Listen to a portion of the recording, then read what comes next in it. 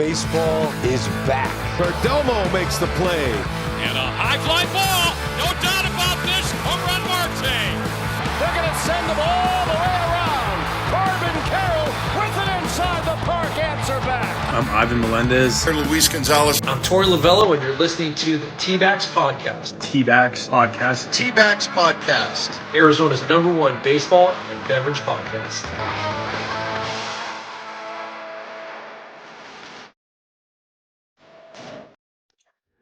Good morning, everybody, and welcome back to the Dbacks podcast, Arizona's #1 baseball and beverage podcast. You catch me at 7 o'clock in the AM here in the UK. It's around midnight, 1 a.m. in the US of A. And some big news has just dropped, which is what's prompting this emergency podcast to be coming out today. That news is that Corbin Burnes, widely regarded as the best free agent pitcher in the domestic market, is coming to the Diamondbacks on a 6-year, $210 million deal with an opt-out after 2 years. So that's 2026, which is just dropped, and everyone is going, wow, where on earth did this come from? And I think we have to say, in this case, fair play to Mike Hazen. He kept this one very much under his hat. I think it's a trade that's not really been brewing for too long. I think it's really come out of nowhere. The news is that Corbin Burnes and his wife have just had twins and already live in Scottsdale, and they wanted to stay there. So Corbin Burnes has taken the offer from the Diamondbacks instead of accepting more money from the Giants and the Blue Jays. That was on the table, which is, we like to see, Diamondbacks appreciating other factors being involved in a player's move rather than just looking at the money, of course. But still, it's come out of nowhere, and it gives the Diamondbacks an incredible starting rotation now. Of course, Corbin Burnes is now 30 years old. He's a perennial Cy Young contender and will probably go straight to the top of the rotation. Last year in Baltimore, he went 15-9 with a 2.92 ERA, 181 strikeouts in 194 innings. That's across 32 starts, and was an all-star for a fourth consecutive year. He ranks second overall in the MLB for strikeouts since 2021. He has 858. The only person ahead of him is, of course, Dylan Cease. For those of you who haven't seen too much of the Baltimore Orioles and the American League in the past few years, he runs, of course, with 6 pitches, a cutter at 95, a sinker at 97. Then he goes with a curve, a slider, a changeup, and the occasional sweeper, which only throws 2% of the time, but he does have it in his arsenal if he needs it. And he ranks in Baseball Savant's top 5% for pitching and fastball run value, and the top 10% for fastball velocity, which is good to see, given that the Diamondbacks have really been crying out for, some good fastball velocity when your current aces can throw maybe 94, 95, not much faster than that. Corbin Burnes can get to up to 96, 97, and occasionally tops 98 miles an hour, so that is good to see. And of course, the value that he's bringing to the Diamondbacks pitching arsenal is not just one in the sense of he's a good pitcher on his own. His arrival in the desert at Chase Field, of course, comes with a lot of other implications. We now have potentially 8 people who can occupy a spot in the starting rotation before you get into, prospects who are expected to be involved at some point this year, like Yilba Diaz or Yu-Min Lin.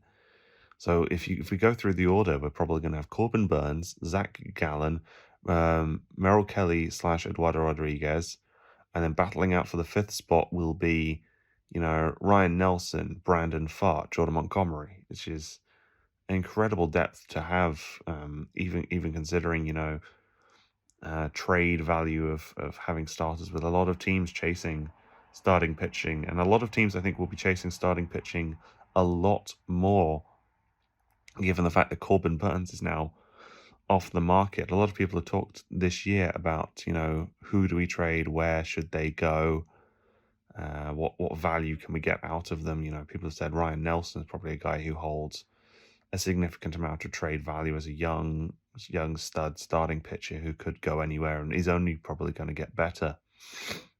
I've already maximized some of that value in pitching with the Josh Naylor trade that went down, which I haven't had a chance to talk about on the podcast yet, as it came so close to Christmas, I was already away from my setup. As you can tell, I'm probably not at my setup now. I'm recording this just with a small mic and my phone while I'm up in my family's.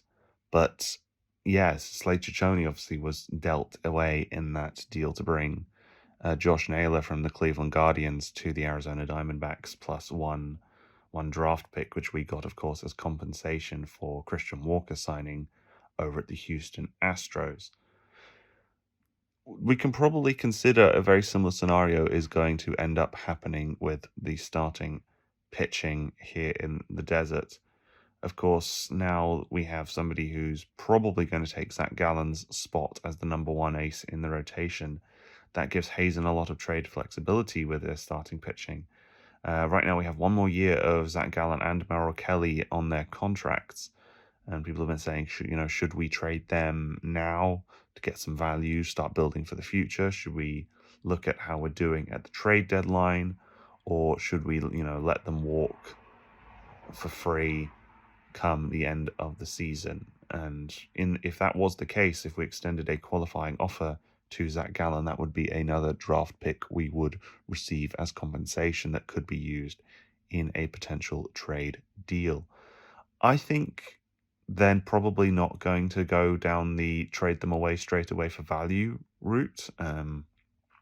Mike Hazen has already said this is not a year that we're just going to completely write off, trade away everybody for prospects, start looking to the future straight away. They've said philosophically that's not the direction they want to go, even though you've got potentially quite a lot of value that you could receive to develop. Of course, we've tried to trade away Jordan Montgomery for some younger blood, and that hasn't happened as of yet. I reckon you will still see a move like that at some point this year. It was a shame that the Cody Bellinger deal with the Cubs didn't go through. I liked the sound of that, but I'm very happy with Josh Naylor arriving, and of course he represents that. We're not going to just throw away this year completely philosophy. He's on a 1 year deal with maybe a 50-50 chance of renewing. So Corbin Burnes comes in. We get at least 2 years guaranteed out of him. He has an opt out after 2026, and we don't know the rest of the deal details at this time. But it's a 6-year deal, so potentially you have Corbin Burnes basically up until his retirement. And you look at that and you think, yeah, okay, for a 30-year-old pitcher, that's something that you're fairly happy with. Maybe you won't get a 36-year-old ace Corbin Burnes, but he's an important guy to have in and around the clubhouse, especially for some of your younger pitchers. As while we have some good veterans in the case of Eduardo Rodriguez is getting up there in years, you don't think of Zach Gallen or Merrill Kelly as quite the experienced Obi-Wan Kenobi veteran who's going to be nurturing the younger arms quite in the way that Corbin Burnes in 4 or 5 years time might be. This is of course somebody who's won a number of Cy Youngs. I think came third in the AL Cy Young voting last year. Of course, having the likes of Tarik Skubal to compete with doesn't really help you in that regards when you're a little bit older. But I think that he represents philosophically a good thing for the Diamondbacks at the moment, where we're not writing off this year.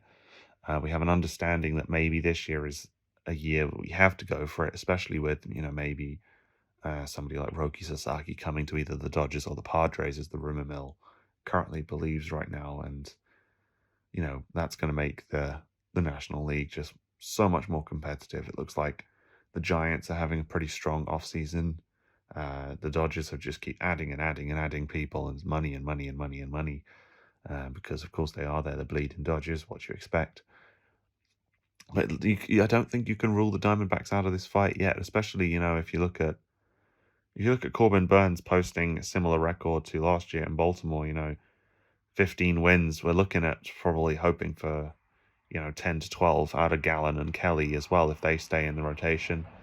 You'll be hoping for 10 to 12 as well from the likes of Eduardo Rodriguez, who we didn't really get to see the best of too much last year, who's not really so much of a strikeouts guy. He's more of a bat to ball ground out guy more than any of our other pitchers have been in recent years. But I think if you start putting all of these things together, all of a sudden you have the complete package. We're perhaps a little reliant on righty pitching now. Maybe we need to look at how we build out our lefties to be a more better accompaniment to some of this stuff now, especially given your top two are both righties. But this, I think, makes a statement for the Diamondbacks that you're going to see some interesting stuff going on pretty quickly, I think. Obviously, with the Walker trade going down, that obviously spurred the Goldschmidt move to the Yankees, which of course meant that the Diamondbacks, for a very brief period of time, were stuck with Pavin Smith as your first baseman. That, of course, was quickly rectified with Josh Naylor arriving. So I think you'll see, Pavin probably included as a DH platoon. But then you look at what else the rumor mill has to say, and I think we now, as a team that's just spent $200 million on a pitcher, I think you can now consider what else we're going to go and do in terms of how we market ourselves when we're talking about trades, when we're talking to free agents and saying, yeah, you want to come and play in the desert because you're going to get the pitching support. If you can provide the runs, the pitching support is there, and I think you represent a much stronger promise. You can say, yeah, Corbin Burnes is going to be the guy pitching. So does that mean we see the likes of somebody like Anthony Santander come in, and Ketel Marte gets more reps as the DH? That was a move that's been dangled around. So we're really going to have to start talking to some Baltimore Orioles to see who they think of what and where. I think Santander to the Giants was something that was also mooted, and maybe he just likes wearing orange. So we'll have to see what develops there. But for the time being, that is the breaking news. I'm sorry for the quick podcast. It's very early in the morning and I'm barely awake yet. I've got my cup of tea here, but it's not doing much to help me get over, just the pure shell shock that, yes, Corbin Burnes, according to all sources, is an Arizona Diamondback at 1 a.m. in Phoenix, Arizona. We're going to leave it there. Thank you very much for listening. Again, sorry for the short podcast. There's not too many details really publicly available right now. I will catch you up on anything else that does develop in the next episode, of course. But as always, I'd like to say thank you very much for listening. Please remember to like the podcast and subscribe/follow wherever it is that you're listening. Of course, you can go follow us over on social media at Dbacks Podcast. And of course, I have been your host at GB Diamondback. Thank you very much for listening, and we'll see you/hear you on the next episode.